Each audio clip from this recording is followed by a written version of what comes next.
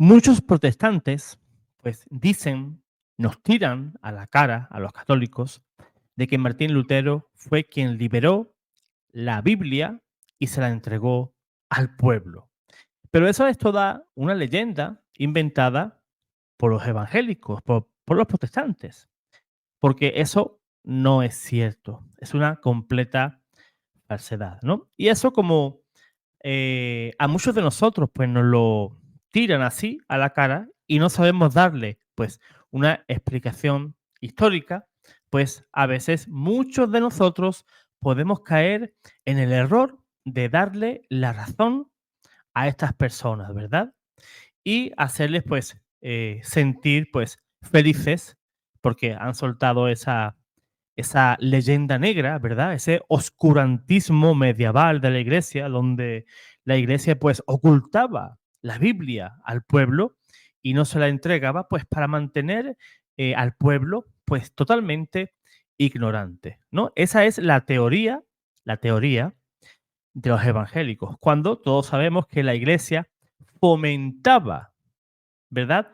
El conocimiento. Fíjate que fue la Iglesia Católica la que creó las universidades. Tú, hermano evangélico, que vas a una universidad, debes de saber que las primeras universidades fueron creadas por la Iglesia Católica. Y allí es donde se encontraba todo el conocimiento, ¿verdad? En esos monasterios, en la Edad Media y después también en tiempos de Lutero, eran en los monasterios los lugares donde se concentraba todo el conocimiento. Pues bien, vamos a dar algunos datos sobre este tema, ¿no? El tema de que si Lutero, pues, nos dio la Biblia al pueblo o no.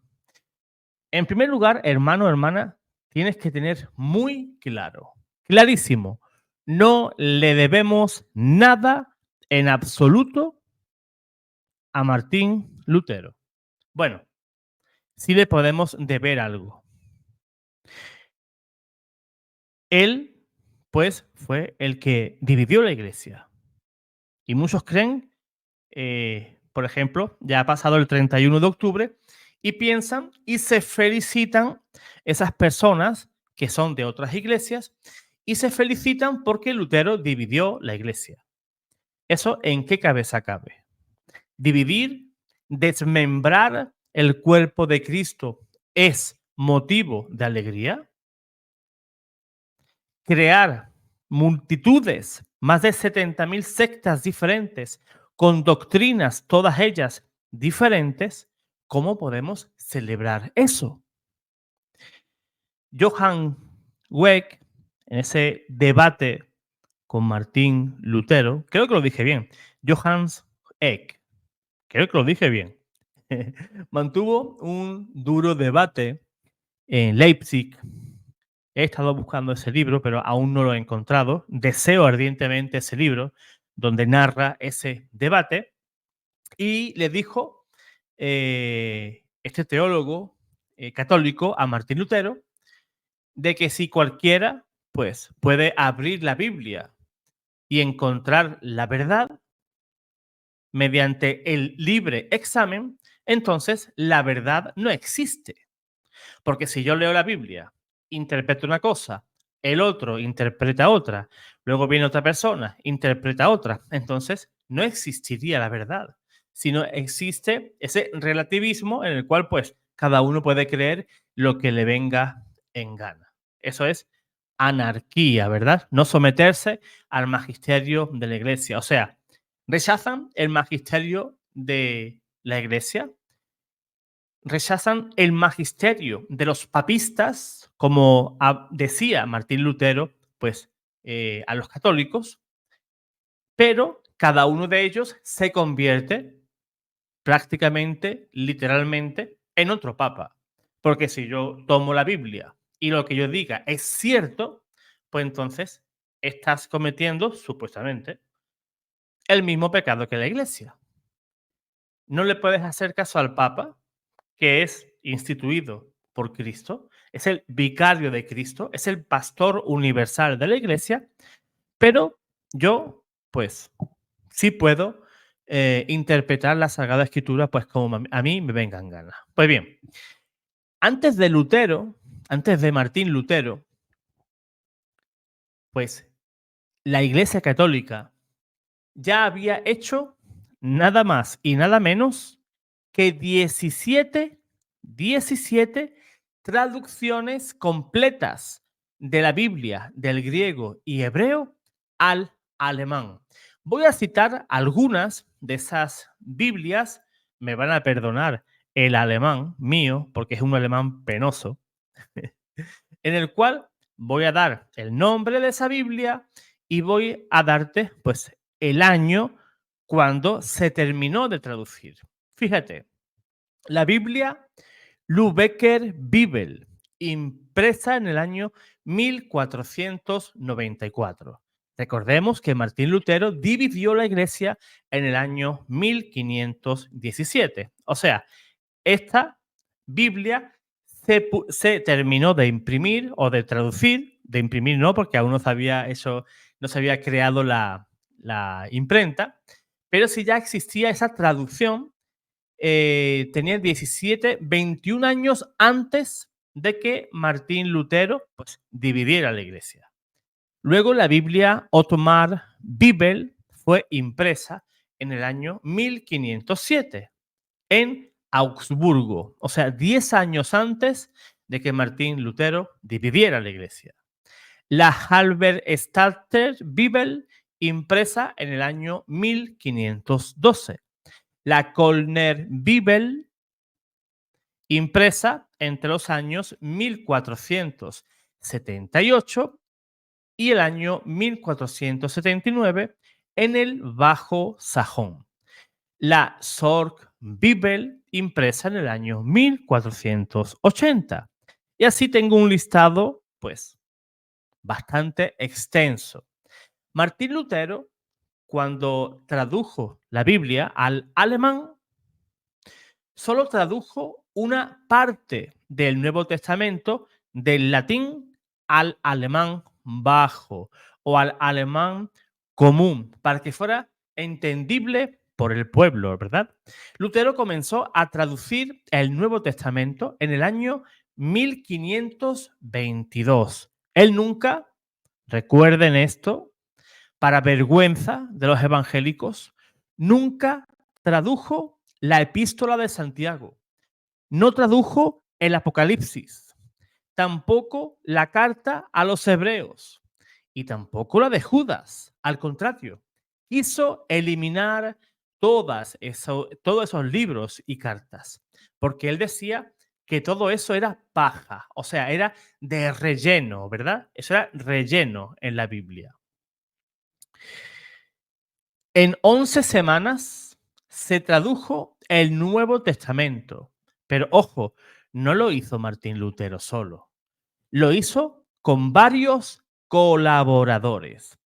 El Antiguo Testamento empezó a traducirlo desde el latín, pero él no lo terminó, fueron más bien esos cercanos amigos los que le ayudaron. Y la Biblia luterana se publicó allá por el año 1534 y para que muchos sepan, sí contenía los 7 libros llamados deuterocanónicos, libros que, por cierto, él quería también eliminar, pero los verdaderos traductores del Antiguo Testamento, de la Biblia luterana, los dejaron. Traducciones de la Biblia había en más de 300 idiomas, incluso en el valenciano. Más de 300 idiomas y también dialectos. Eso corría el año 1500 o así, a comienzos del siglo XVI. La Iglesia Católica se valía de esas traducciones para que sus sacerdotes y frailes llevaran el Evangelio y siguieran extendiéndolo. Antes, por ejemplo, de la Biblia del oso, la del cántaro, que son el antecedente de la actual Reina Valera, traducciones del latín al castellano, ya la Iglesia Católica había hecho varias traducciones del latín al castellano, como por ejemplo la Biblia alfonsina, allá por el siglo X, o sea, 5 siglos antes de Martín Lutero, ¿verdad? En el año 1944, el padre Alberto Colunga Cueto y el padre Eloino Nácar Fuster hicieron la primera traducción de las lenguas originales, griego, hebreo y arameo al castellano. Posteriormente salieron otras traducciones de las lenguas originales como la navarra, la antigua Biblia de Jerusalén, mucho mejores que cualquier Biblia protestante. Mejores traducciones.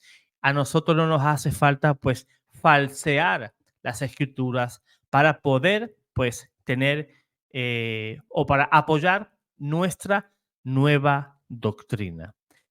Si la Biblia llegó a la gente gracias al católico, por cierto, Johannes Gutenberg, que como recordarán fue el inventor de la imprenta. Una de las mentiras más grandes ha sido calumniar a la Iglesia Católica de que prohibía leer la Biblia, cuando lo cierto es que solamente los monjes, frailes y sacerdotes sabían leer. La gente de a pie, la gente sencilla, ni siquiera sabía leer y no tenían Biblia, pues lógicamente no había imprenta. O sea, el cuento, ¿verdad? Se cuenta solo. Si no había imprenta, ¿cómo se podía hacer una Biblia a gran escala? Imagínense. O cuando, por ejemplo, el 95% de la población era analfabeta. ¿Para qué quieren una Biblia? Mejor que se pongan a estudiar. Al no haber imprenta, al no tener conocimientos, al no entender o no saber leer, pues lógicamente iban a la iglesia y ellos pues escuchaban el evangelio, la palabra de Dios, pues por boca de los sacerdotes. Pero no es porque la iglesia ocultara la Biblia, como si la iglesia fuera una institución oscurantista, tenebrosa, ¿verdad? Que quería mantener al pueblo pues totalmente eh, ignorante. Eso no es así. El ignorante es aquel que se inventa todas esas películas, todas esas mentiras, buscando pues tener algún tipo de beneficio. ¿Cuál sería el beneficio? Pues que tú pienses que la iglesia es algo malo, que la iglesia está en contra del evangelio, que la iglesia pues está en contra de Cristo, ¿verdad? Del conocimiento del evangelio y te pintan y te montan pues una película pues de intriga pues que no se la creen ni ellos mismos. Por eso es importante estudiar el origen de las cosas, porque si no te das a la tarea del estudio, pues mucha gente te va a engañar, te van a venir con sofismas, te van a venir con patrañas, mentiras, ¿verdad? Y te van a sacar de la iglesia, pero a la voz de ya. Por eso, hermano católico, te invito, te sugiero que te pongas a estudiar. No importa por dónde empieces, porque si te gusta la Mariología, por ejemplo, el plan de Dios que tenía para María, pues estudia Mariología. ¿Quieres estudiar la figura de Cristo? Pues Cristología, teología moral, bíblica, lo que desees. En la iglesia lo tenemos todo, todo. Y también te puedes ir a la historia, como yo he ido hoy, para que la gente, para que los evangélicos y protestantes no te tomen el pelo, no te engañen. Dios te guarde, Dios te bendiga.